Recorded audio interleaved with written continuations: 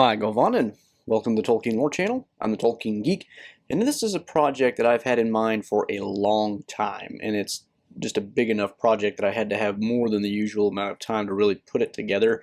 And hey, it's 3-day weekend, Labor Day, I got it done. So if you've been following my channel, of course, you should probably already know that while I really enjoy the Peter Jackson Lord of the Rings movies, I also have some rather serious beefs with them, and some of that comes down to the way they, portray some of the characters. Faramir is possibly the biggest example of that because they almost completely 180 flip his character in the movie as compared to the book, and I really despise that. Aragorn's shift is a rather different affair, and that's what I want to cover in this video. And the reason it's so big of a topic is because, yes, they changed his character, but they didn't change it in a way that's quite as blatant, and the problems with it are not quite as obvious. So what I'm going to be doing in this video is explaining why what Peter Jackson did to Aragorn's character creates problems within the story that we don't necessarily notice the first time we watch the movie, or even maybe the second or third time. These are really long movies. Picking up on inconsistencies is not super easy. If you don't watch them all at a marathon, especially, you're not necessarily going to catch stuff. But there are some problems here. So let's talk about how Peter Jackson ruined the character of Aragorn. So first of all, we have to point out here that the Aragorn in the book and Aragorn in the movie are fundamentally different for one reason. And that reason is, in the book, Aragorn has pretty much fully embraced the idea that he is going to pursue the kingship of Gondor and Arnor, and he is going to, achieve that in part, as we learn from the appendices, in order to win the hand of Arwen. Elrond tells him at a young age, when he realizes that, he's fallen in love with his daughter, it's like, I'm not going to let just anybody marry my daughter. Only the king of the reunited kingdoms of Gondor and Arnor is going to be a proper match for her, so you've got work to do, Aragorn.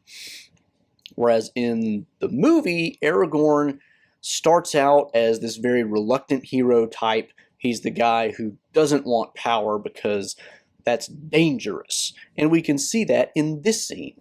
In her heart, your mother knew you'd be hunted all your life, that you'd never escape your fate. The skill of the elves can reforge the sword of kings, but only you have the power to wield it. I do not want that power. I have never wanted it. You are the last of that bloodline. There is no other. Now, of course, there's nothing per se wrong with that line of, attack in terms of creating a character arc, because it is, a worthwhile type of character arc. There's nothing wrong with that per se.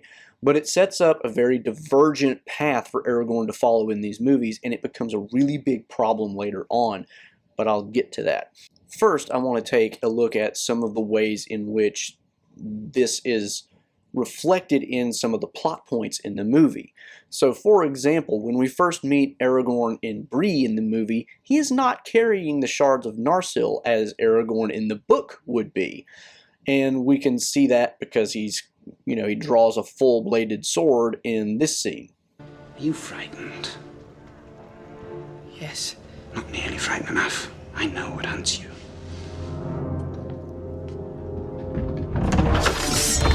Let it go, or I'll have you, long shanks! And another thing that we see, of course, is Aragorn kind of downplaying, that's not really the right word, he's taking his ancestry as almost a mark against him rather than a mark for him. In the Council of Elrond, for instance, when Boromir kind of looks at him a little bit weird, like, you're the heir of Isildur? And he says, I get it, I don't look like the majestic figures of the Argonath. I am not Isildur himself, I am his heir. Whereas in the movie, that same line is delivered, although by Arwen, with a very different kind of meaning in this scene. Why do you fear the past? You are Isildur's heir, not Isildur himself. You are not bound to his fate. The same blood flows in my veins. Same weakness. So now we can see some of the ways in which Aragorn has already kind of rejected the idea of becoming king. As we saw in that earlier clip, he doesn't want that power. He has never wanted it. He doesn't want to go down that road. And like I said before, there's nothing per se wrong with that character arc. That character arc is fine. There are very good examples of that kind of a character arc in fiction. But that's not who Aragorn is, and this sets up problems for the way that he ends up turning out at the end of the story. And part of the problem here, of course, is that Aragorn does end up becoming king. And the real question here, in light of what we know about him in the movie, is why does he end up becoming king? There's no particularly good reason why he has to. And in the book, this all makes perfectly good sense. In the movie, not so much. Of course, another issue that this is kind of interconnected with is the relationship between Aragorn, Elrond, and Arwen. As I already mentioned in the appendices, we can see pretty clearly that while Elrond is not a super fan of the idea of Aragorn marrying his daughter, who will then become mortal and have a different fate than he does ultimately, he is not dead set against it. Whereas in the movies, we got some rather different issues. For example, we have Elrond trying his best to convince Aragorn not to marry Arwen in this scene. Our time here is ending. Arwen's time is ending. Let her go. Let her take the ship into the west. Let her bear away her love for you to the undying lands. There it will be evergreen. But never more than memory. I will not leave my daughter here to die. She stays because she still has hope. She stays for you. She belongs with her people. Another aspect of that, of course, is then Aragorn actually does turn around and tell Arwen, maybe this mortal elf love thing is really not such a good idea, in this follow-up scene. Manathach I gwanithach o'r menwyal archened? Uathelithon. Estelio gurulin nedagor. Ethelithach. Upedin ogurt nedagor. Oman pedich.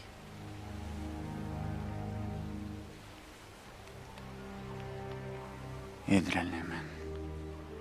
Mennag uledwen. Hairo house. I need a knife. Why are you saying this? I'm mortal. You are elf-kind. It was a dream, Arwen. Nothing more.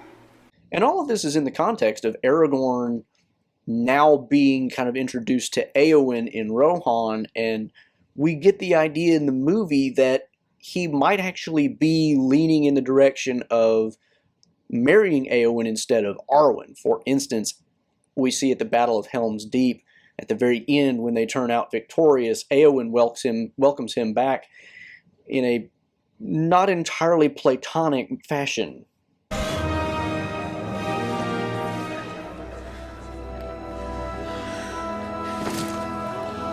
Similarly, in the Return of the King movie, when they come back to Edoras and they celebrate their victory and also kind of do their hail the victorious dead and whatnot, Eowyn comes up and presents a cup to him, and, well, watch.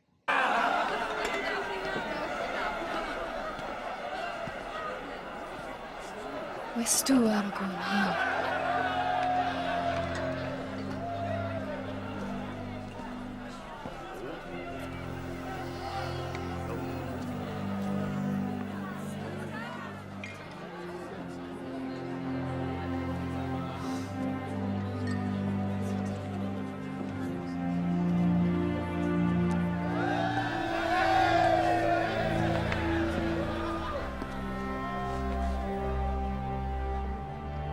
I'm happy for you. He is an honorable man.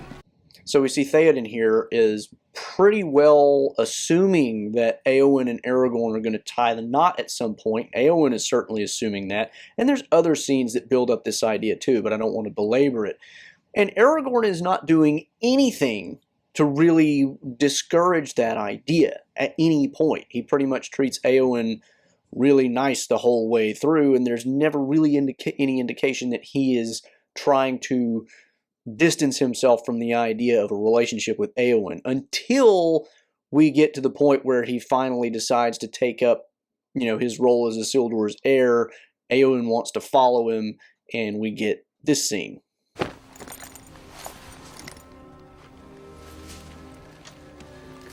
Why are you doing this? The war lies to the east. You cannot leave on the eve of battle. You cannot abandon the men. Eowyn. We need you here. Why have you come? Do you not know?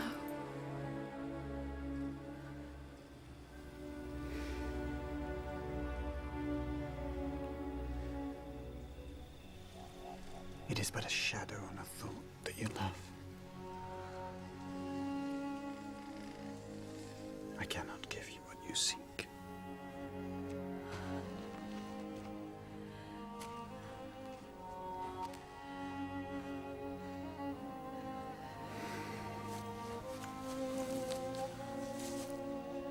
I have wished you joy since first I saw you.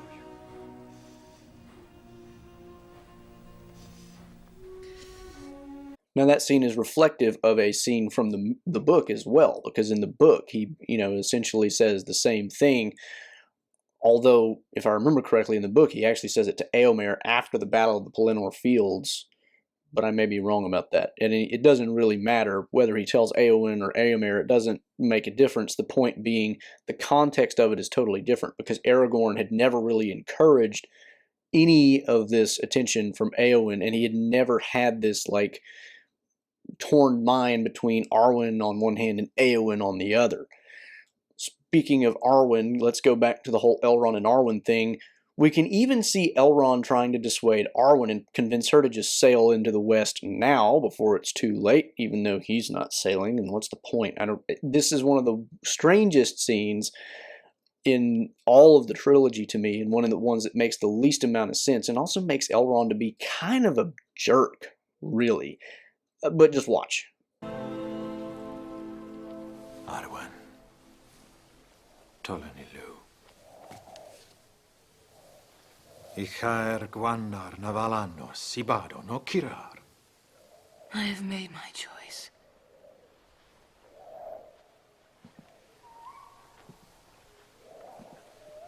He is not coming back. Why do you linger here when there is no hope? There is still hope.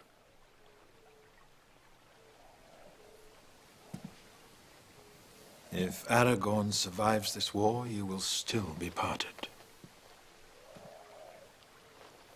If Sauron is defeated and Aragorn made king and all that you hope for comes true, you will still have to taste the bitterness of mortality. There is nothing for you here. Only death. Ai muerin Philithlin.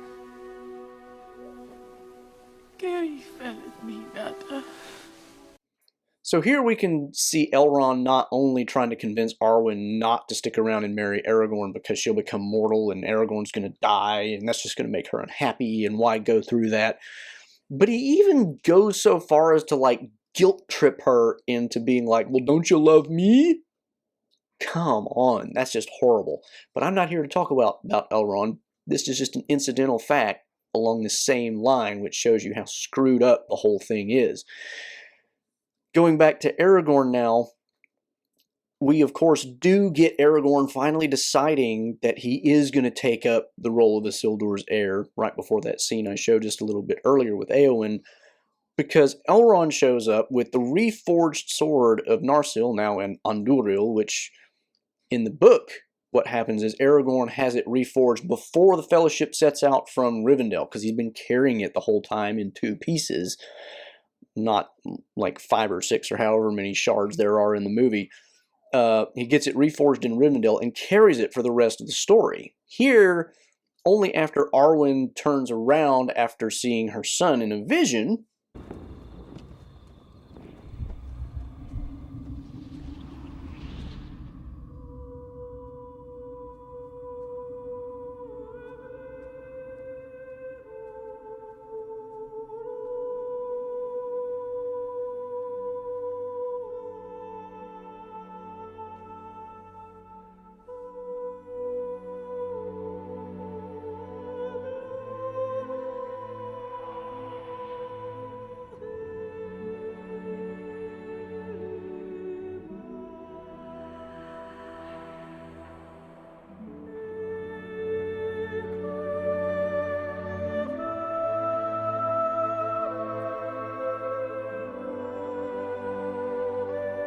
Do we finally get Arwen coming back and convincing Elrond reforge the sword?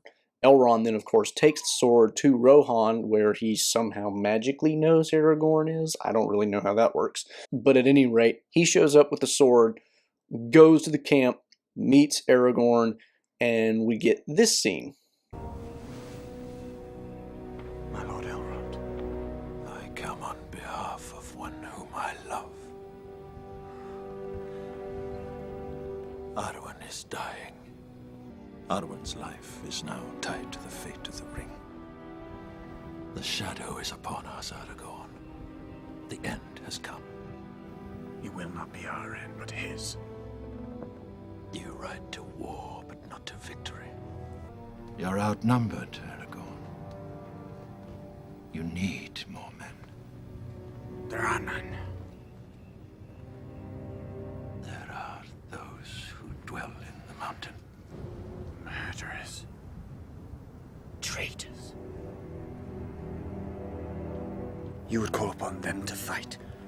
They believe in nothing. They answer to no one. They will answer to the King of Gondor.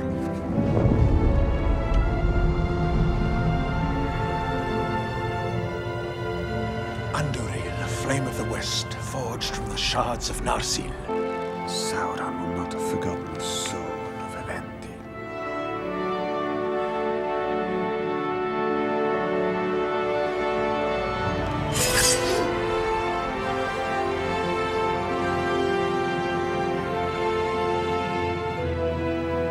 The blade that was broken shall return to Minas Tirith. Now, the whole thing is in the context of, you're not going to be able to win this fight against Sauron. You're going to have more men. Aragorn says there are none. Elrond says, well, there's, the dead people in the mountain. And Aragorn really only accepts the idea of becoming Isildur's heir in order to be able to have the power to command the dead men so that they can win the war against Sauron. And it's kind of the same deal as in the book, because he does it for Arwen, in the sense that in the movie he's doing it because Arwen is apparently dying for unexplained reasons. And see, this is another thing that it creates problems. They have to give him a motive here, and the motive just isn't that really convincing, because why is Arwen dying? I mean, she's dying for no real apparent reason. Elrond says her fate is tied to the fate of the ring, but how and why? She's never touched it. She's never been in proximity to it, as far as we know. Why is she dying because of the ring? And elves don't just lose their... I mean, arguably, she has chosen now to be with Aragorn, and that may be kind of implied in this scene.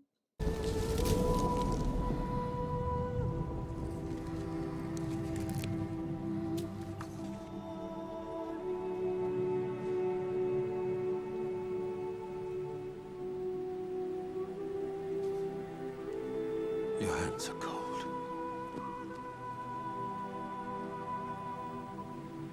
The life of the Eldar is leaving you.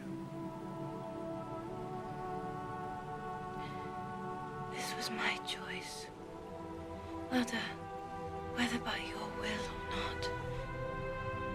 There is no ship now that can bear me hence. but it's really not clear. And so, but at any rate, this is the way that they finally motivate Aragorn to take up the sword, at least, in order to command the dead men of Dunharrow.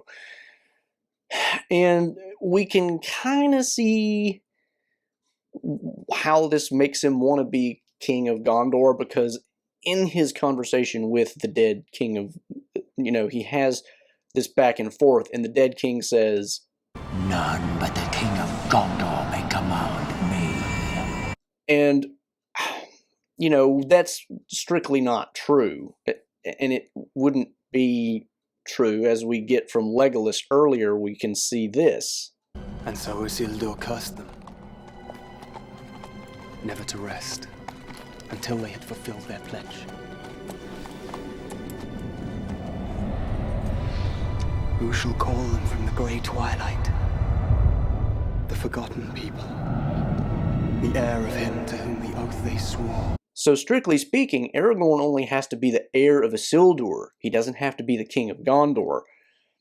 So you could read the dead king's words as meaning the rightful king of Gondor, even if you're not in fact the king of Gondor, which he's not, because after all, he hasn't actually taken up the kingship of Gondor. So that seems to be the only really logical way we can take those words. So Aragorn doesn't actually have to be king of Gondor. He just has to be the heir of Isildur, which is all he's really done by taking up the sword at this point. So he gets all of this done in order to save Arwen's life, because she's dying for unexplained reasons, as I mentioned. And that's really the only reason he does it.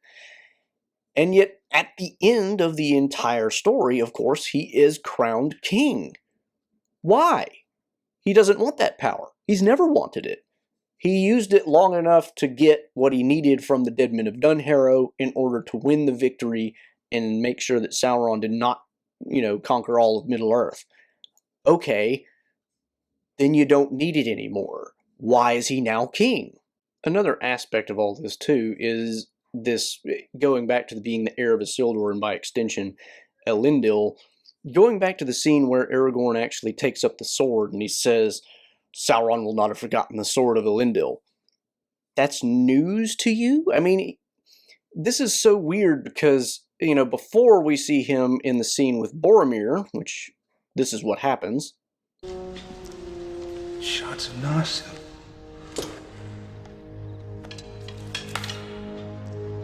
Blade that cut the ring. Sauron's hand. Still sharp.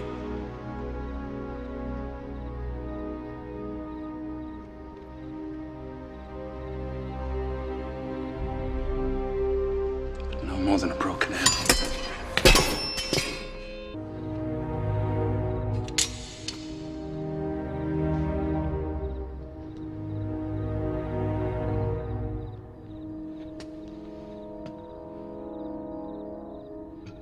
Obviously, Aragorn's a little bit peeved that Boromir is so irreverent about the sword, and he puts it back up on the thing, and he's treating it as a relic, which it is in a lot of ways, but we don't ever get the idea that he sees it as something that is going to be useful or anything like that. And it's apparently only when Elrond reforges the sword at Arwen's request, because she spouts a poem which was known like way earlier in the book.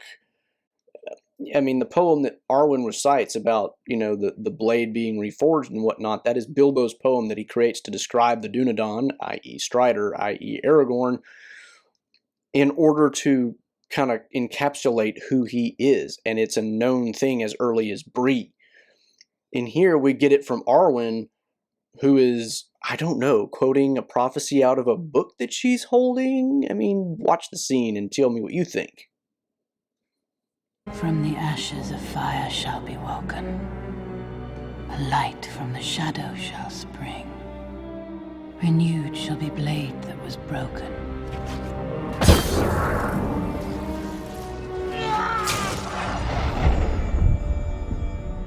The crownless again shall be king. Reforge the sword. Ada.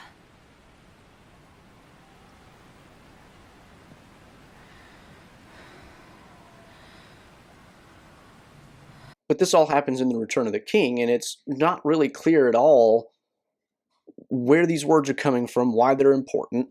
Elrond then does reforge the sword, and he takes it to Aragorn, and Aragorn, when he takes it up, the way he says, Sauron will not have forgotten the sword of Elendil, it's like, it seemed like such a counteraction to the way he treats all of his ancestry and his aversion to taking on power, because now it seems like he's really into it. It's like not, because he's not even saying, well, that would be a useful idea. No, I mean, it's like he's almost holding it like it's a sacred object and being really proud of the fact that he is the heir of Elendil and all this other stuff. Whereas prior to this point, he's been, not too happy about his ancestry and not really into the idea of having that kind of power. Aragorn takes advantage of this whole Elendil, Sauron would not have forgotten the sword of Elendil in a extra scene in the extended version where, or is it? It may actually be in the original theatrical cut. I can't remember now. It's been so long since I've seen the theatrical cut. At any rate, in this scene, Aragorn uses that theoretically to his advantage. Long have you hunted me. Long have I eluded you. No more.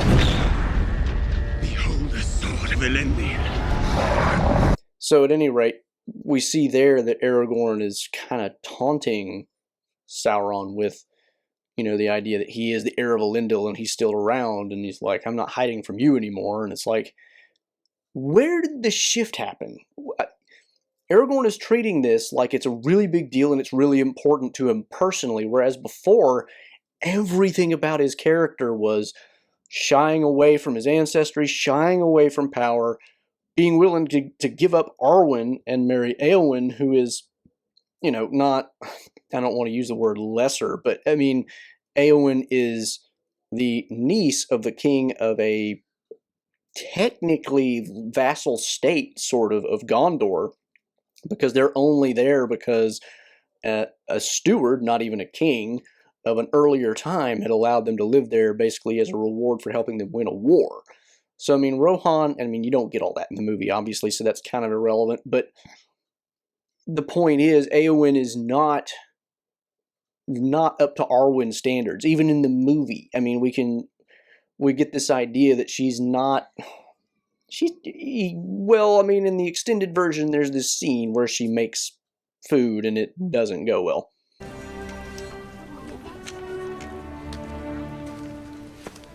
I made some stew. It isn't much, but it's hot.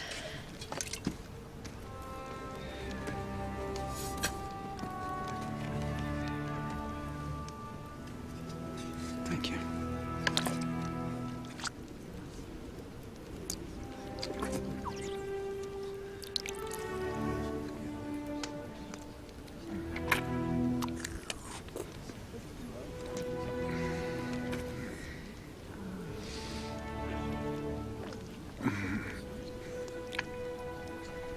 It's good.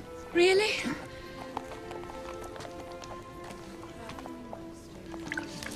My uncle told me a strange thing. So even though we can see Aragorn has some attraction to Eowyn, we're getting some flaws of her set up here too, and it seems like, I don't know what the point of that was, other than to set up the conversation where she finds out that Aragorn is of the Dunedain and is 87 years old.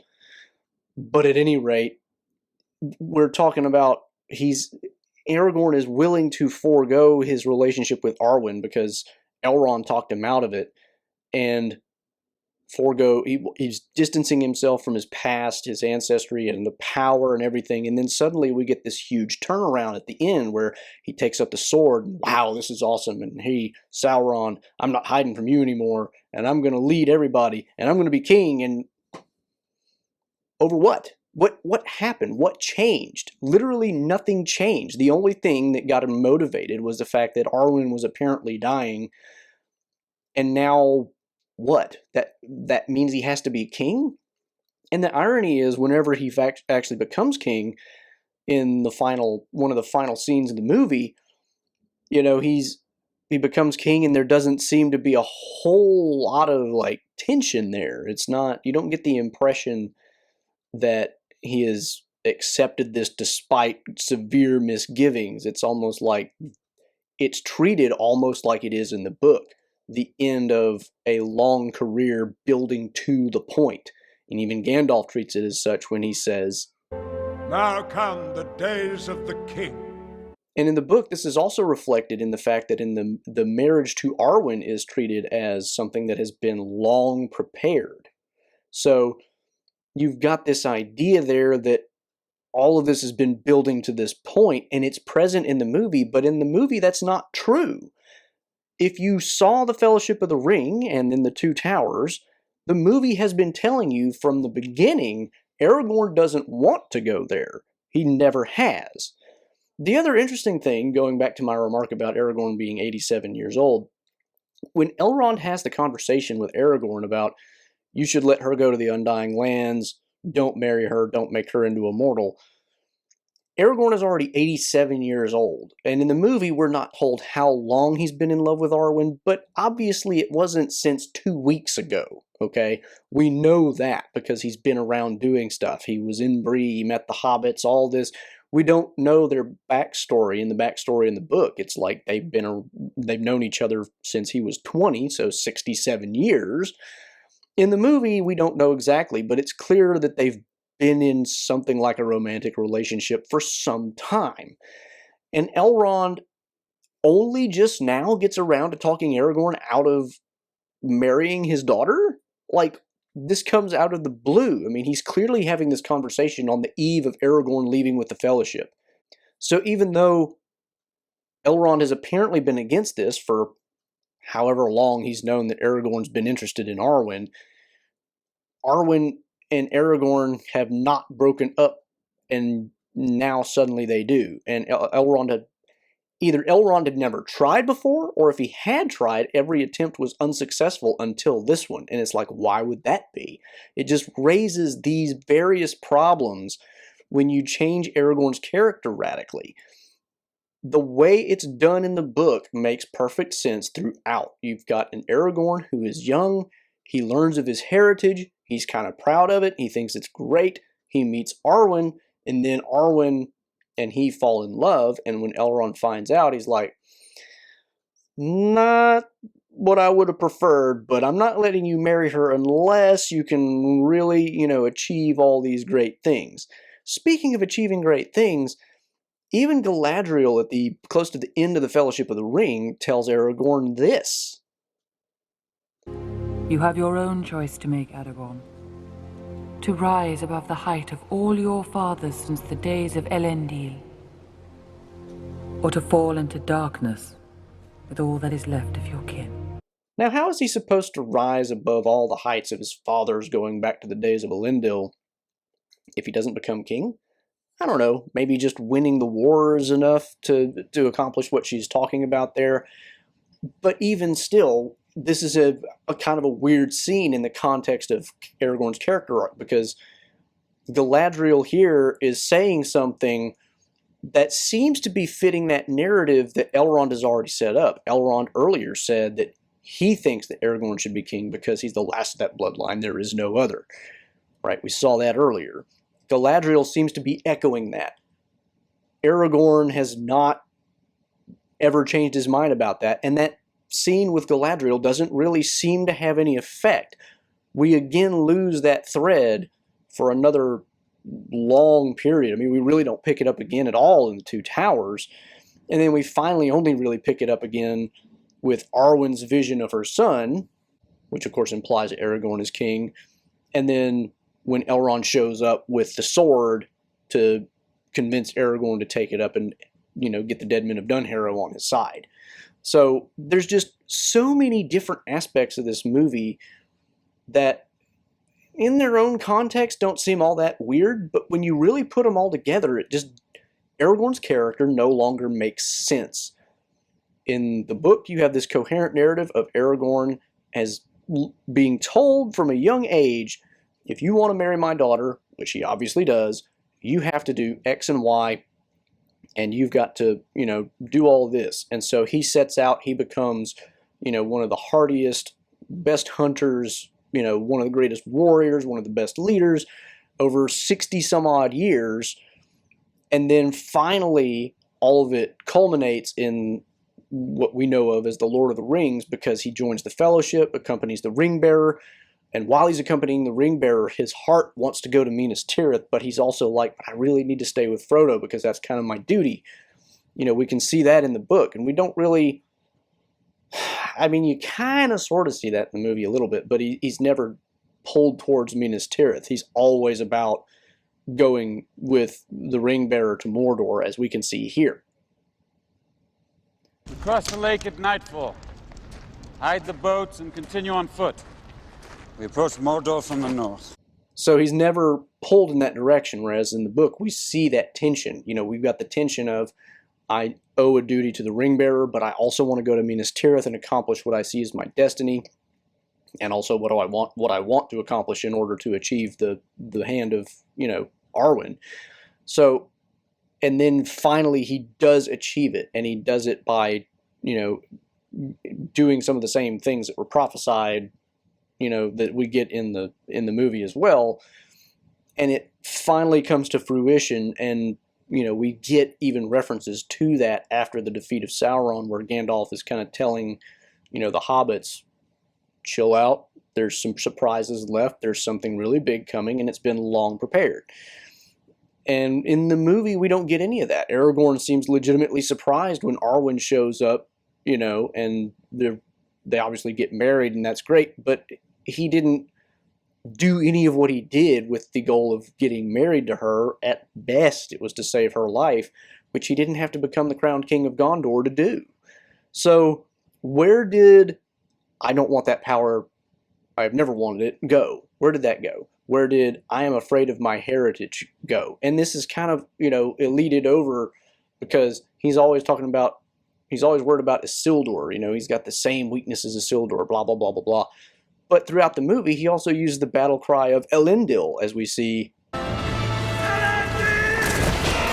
So, at the same time, he has a great ancestor and a bad ancestor, and it's really only at the very end that he just kind of like goes with the good ancestor, because Sword of Elendil, as opposed to Heir of Isildur. You know, I mean, it's this weird tension where they just kind of ignore certain things and glide over others and try to make it work. But at the end of the day, I don't think it actually is coherent. So those are kind of my thoughts on why the change of Aragorn's character in this movie ends up being a failure. You know, if you just watch the movies, they're perfectly enjoyable. Aragorn's character is enjoyable.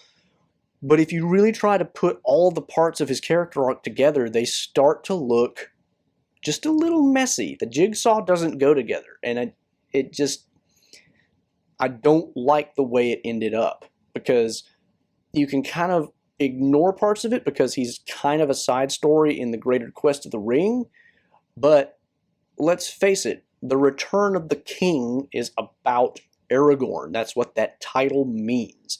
And so the fact that the Return of the King is something that has been fought against for at least the Fellowship of the Ring and arguably the Two Towers as well, only to get it just this radical turnaround at the end for no apparent reason, to me it just doesn't work. And so that is my analysis of why what Peter Jackson did was a mistake in Aragorn's case.